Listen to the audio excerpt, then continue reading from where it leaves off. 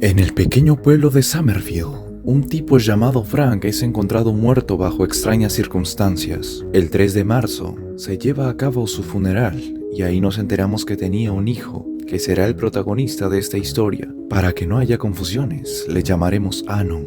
Él se va a encargar de descubrir la verdad sobre la muerte de su viejo y se va a tumbar toda una red de narcotráfico y corrupción en el pueblucho. Agarra al ganso lo más fuerte que puedas, que ya estamos comenzando con un resumen de la historia principal de Summertime Saga.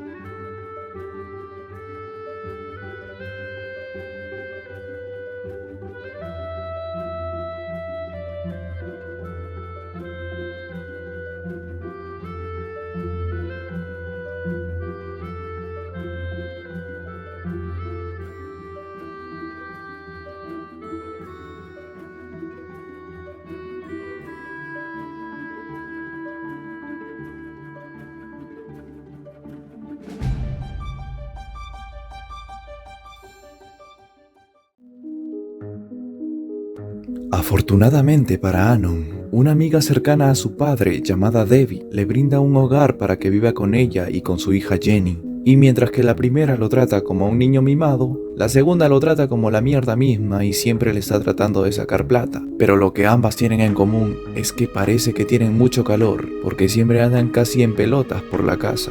Pero aquí lo más importante es que a Debbie la han estado llamando desde números del extranjero, amenazándola para que pague un dinero que parece que Frank robó antes de su muerte. Un día cae Harold, el policía que está llevando el caso de la muerte de Frank, y le dice a Debbie que, al parecer, a este último lo despidieron hace mucho tiempo del banco en el que trabajaba. Y parece ser que estaba involucrado con criminales a los que ayudaba a lavar dinero. También le dice que todo apunta a que Frank se suicidó, pero obviamente lo del suicidio no cuadra para nada en esta historia, y eso muy bien lo sabe Anon. Las cosas se complican una mañana cuando tocan a la puerta y vemos a un hombre que tiene toda la pinta de ser un mafioso. Ahí nos enteramos que este conocía al padre del protagonista y que capaz que fue él quien lo mató, o quizás fue su jefe, pero no hay tiempo para revelaciones porque cae la compañera de Harold, que se llama Yumi, y hace que el mafioso se vaya de la casa. Aquí también nos enteramos que parece ser que este sospechoso hombre es parte de una organización criminal que se ha instalado en el pueblo. Pero la intervención de Yumi no hace que los mafiosos dejen de joder la vida, porque un día, mientras Anon se dirigía capaz que a la escuela, sí, porque no te conté, el protagonista es un estudiante. Cuando pasó lo de Frank, se tomó unos meses de duelo, pero tuvo que volver solo para darse cuenta que estaba desaprobado en todo. Es aquí donde encontraremos a todos esos simpáticos personajes secundarios que obviamente no me voy a quedar a detallar sus rutas porque el video duraría como una hora.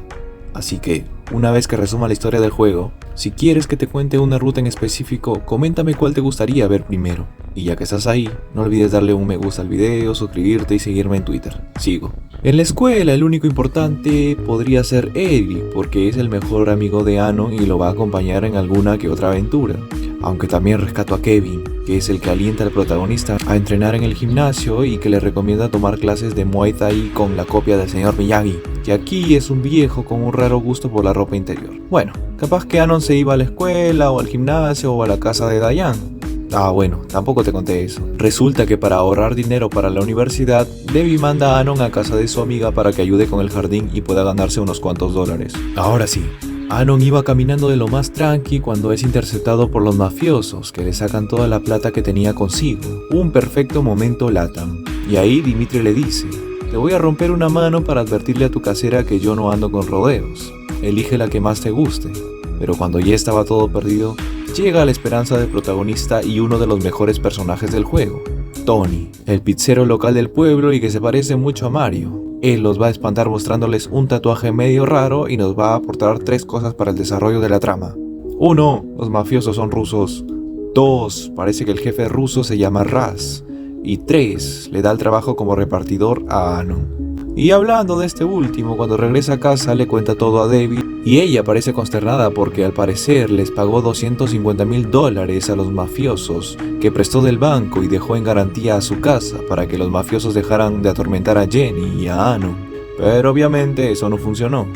Así que Anon trata de ayudarla primero yendo al banco. Allí encuentra a la recepcionista Liu Kim, una misteriosa mujer asiática que parece que conoció a Frank y que sabe más de lo que le pasó al padre de Anon, pero obviamente no quiere contar nada. Pero al menos le ayuda con el tema de Debbie diciéndole que puede atrasar el pago que ella solicitó en cuotas. Pero volviendo a lo de Tony, cuando Anon empieza a trabajar para él, esto es la marca de una bonita relación fraternal, ya que Tony le empieza a dar consejos de la vida, le aconseja comprarse un vehículo, le enseña a hacer pizzas con María, que es la esposa de Tony, y hasta le presenta a la jefa del banco llamada Tina, que es viuda. Es en este lugar que nos enteramos de que Tony perteneció a la mafia rusa, y que su mejor amigo y difunto esposo de Tina se llamaba Luigi, que Tony ya no puede tener hijos y que el pizzero puede recolectar información de lo que podría estar haciendo los rusos en Summerville. Con Tony, Anon también descubrirá el concesionario del pueblo, que es atendida por una desganada personaje llamada Josephine y por un gordito asiático llamado Kim, que es el esposo de Liu. Es importante mencionar este lugar porque un día Anon se topa con la que parece ser la hija de Raz, una chica llamada Nadia. Cuando le pregunta a Josephine sobre esto para recolectar información sobre los rusos, ella le va a decir que estos son clientes del gordo Kim, y este obviamente no le va a dar un carajo. Pero no hay tiempo de explicar mucho más porque un día caen los rusos a la casa de Debbie y terminan golpeando a la pobre señora y luego se la agarran con Anon y le dan una golpiza. Esto significa que el tiempo se está acabando y los mafiosos se están poniendo muy agresivos. Así que Anon vuelve donde Tony para ver si pudo hallar algo de información. Justo cuando el protagonista llega a la pizzería, se entera de que Tony y María piensan en la adopción debido al problema de Tony. Es entonces que este último le informa a Anon que la información de los rusos se encuentra con un viejo socio llamado Eddie Cuatro Dedos, y que su escondite solo lo sabe una persona. Anon deberá entregar una pizza a esta persona para conseguir el paradero de Eddie. Así que el protagonista va a los apartamentos de Summerville y se topa nada más ni nada menos que con la hermosa Tina. Ella le dará la valiosa información sobre Eddie si Anon realiza un favor muy íntimo. Una vez que Anon termina con ese favor, deberá esperar que Tony hable con su antiguo socio y le brinde un panorama más completo de todo lo que está pasando. Y mientras esto sucede, Josephine invita a Anon a pasar el rato en el concesionario. Y justo ese día aparece el alcalde del pueblo, Ram, que empieza a hablar con el gordo Kim sobre unos papeles importantes que hay que desechar, ya que un negocio turbio se esconde detrás de estos. Inmediatamente Anon se adelanta a las cosas y empieza a revisar estos archivos y nota que el nombre de su padre aparece en varios recibos de compras de autos de lujos que cuestan una fortuna, así que se los lleva por si sirven de evidencia más adelante. Los días pasan y finalmente Tony ha conseguido la información. Resulta que los rusos se han establecido en el pueblo para operar un negocio de narcotráfico y han escogido este pueblo para pasar desapercibidos, además que tienen respaldo político que los encubre. Además, Tony le muestra a Anon una dirección importante que parece ser el lugar de operación de los villanos, pero para dársela Tony necesita dos cosas. La primera es que Anon jure que no irá solo a ese lugar, y en segundo lugar, lo más extraño del mundo, que meta los huevos en la masa para hornear un bonito pastel. Y es que resulta que, debido al historial criminal de Tony, la adopción ya no es una opción para esta pareja. Tony prepara el proyecto y finalmente Anon consigue darles lo que la pareja quería, pero es allí que empieza a sentirse mal por involucrar a Tony en todo el asunto de los rusos. Así que rompe la primera condición y se va solo a una especie de almacén. Allí ve un poco de lo que hacen los rusos, pero alguien lo agarra por detrás y lo deja inconsciente. ¿Quién será? ¿Será el fin de Anon? ¿Qué es lo que realmente le pasó a Frank? ¿Qué oculta Liu? ¿Qué esconde Ram y Kim? Todo esto será respondido en la parte 2 de este resumen.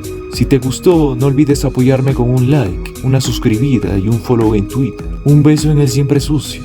Adiós.